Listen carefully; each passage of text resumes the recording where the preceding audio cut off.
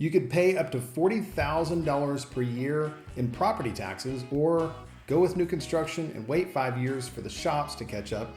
Both scenarios represent real suburbs near North Fort Worth and Dallas. And if you're thinking about relocating here, picking the wrong one can cost you some real money and a lot of stress.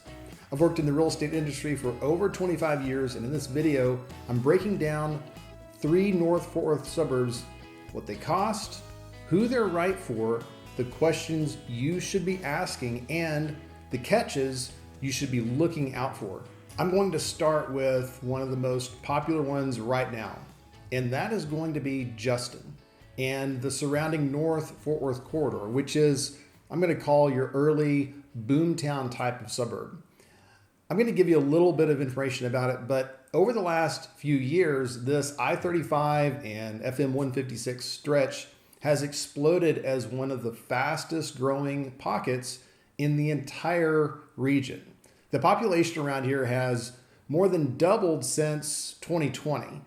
And that's the kind of growth that can change a place very fast. So if you're thinking about relocating out here to Justin or the far North Fort Worth area, you'll probably end up looking at master plan communities like Pecan Square, Harvest, Wildflower Ranch, and Elizabeth Creek.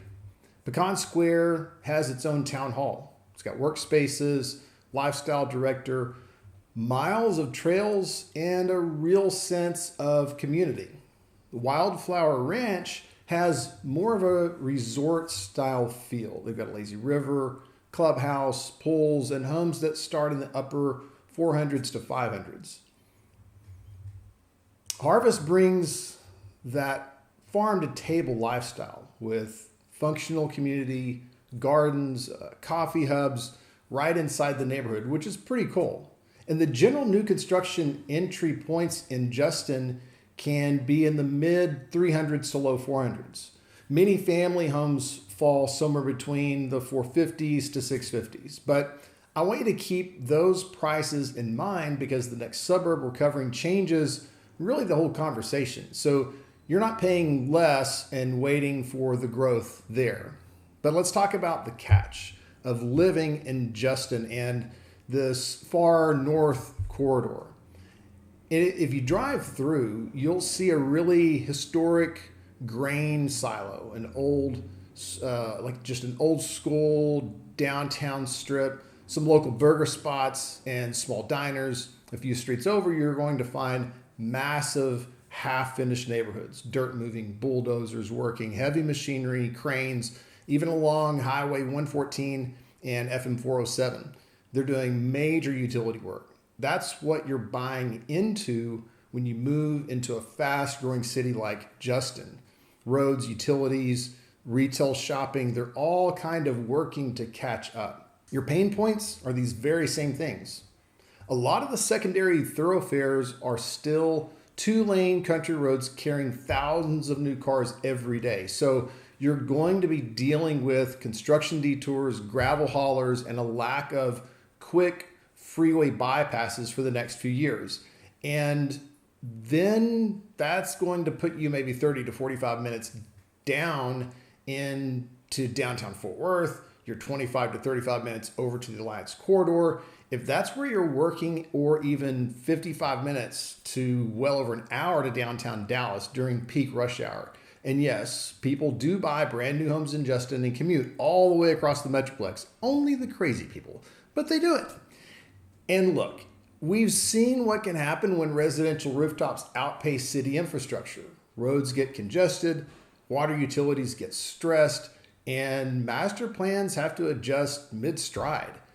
Now, Justin is managing its growth, but it gives you a good idea of what living on the active edge looks like. And one more thing that you need to know is that if you buy into a community like Pecan Square or Harvest, you'll often pay a PID, a public improvement district, or a mud assessment tax on top of your regular property taxes. So your utility effective tax could sit noticeably higher than older established neighborhoods that don't have either of those extra taxes. And questions you should be asking yourself before you consider Justin is, Do you want to get in earlier on what is becoming the next massive expansion hub? Or do you want a suburb that's already built out and convenient today?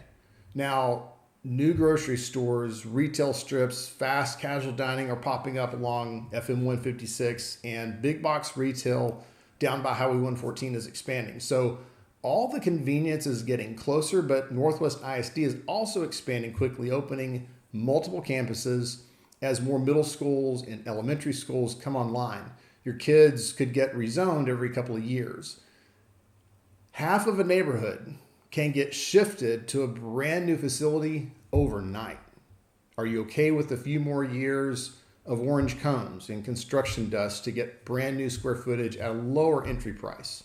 If you plan to hold the property for 10 to 15 years, getting in early can yield significant long-term equity.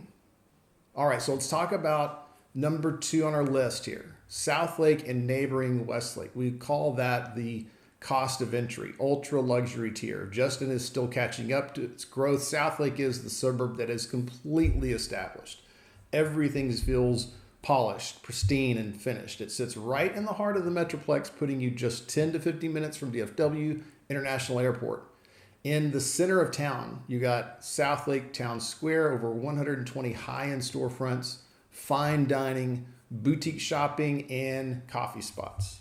Neighborhoods like Tiburon, Estes Park, and Vaquero across the border in Westlake have strict architectural standards and HOAs that keep everything absolutely immaculate. Now, here's the catch with Southlake and Westlake. The cost of entry is extremely steep. Median home prices sit between 1.2 to well over 2.5 million, while custom luxury estates in Westlake easily climb past 5 million to well over $10 million. Finding any livable single-family resale under $1 million is almost impossible today. And remember, that property tax figure from earlier, this is where it hits hard. Even with no state income tax in Texas, local property taxes on a luxury home here can run away anywhere from $25,000 to $45,000 a year before exemptions. Inventory remains tight, and turnkey listings frequently see competitive bidding. Much of Southlake's core housing stock was built in the 90s and 2000s, so spending over $1 million often still requires updating kitchens, baths, and mechanical systems. Who does this suit? Buyers with substantial budgets who prioritize location, airport proximity, Carroll ISD's powerhouse academic and athletic programs, or Westlake's Academy Elite curriculum. Okay, this brings up suburb number 3. We're moving to the third area, which is Argyle, Lantana, and Flower Mound, which we'll call the balanced lifestyle and acreage corridor. Once you cross over Highway 114 and head north, the density opens up into rolling pastures, mature oak canopies, and private equestrian estates. If you want land and privacy, Argyle and Bartonville offer 1 to 5 acre horse properties just 25 minutes from DFW. If you don't need acreage, but you still want a master plan feel, Lantana gives you 1,700 acre golf course community, while Flower Mound brings mature neighborhoods, lakeside living along Grapevine Lake, and extensive trail networks. The catch here, many custom acreage properties in Argyle utilize private septic systems and private water wells instead of city utility hookups, which require personal maintenance.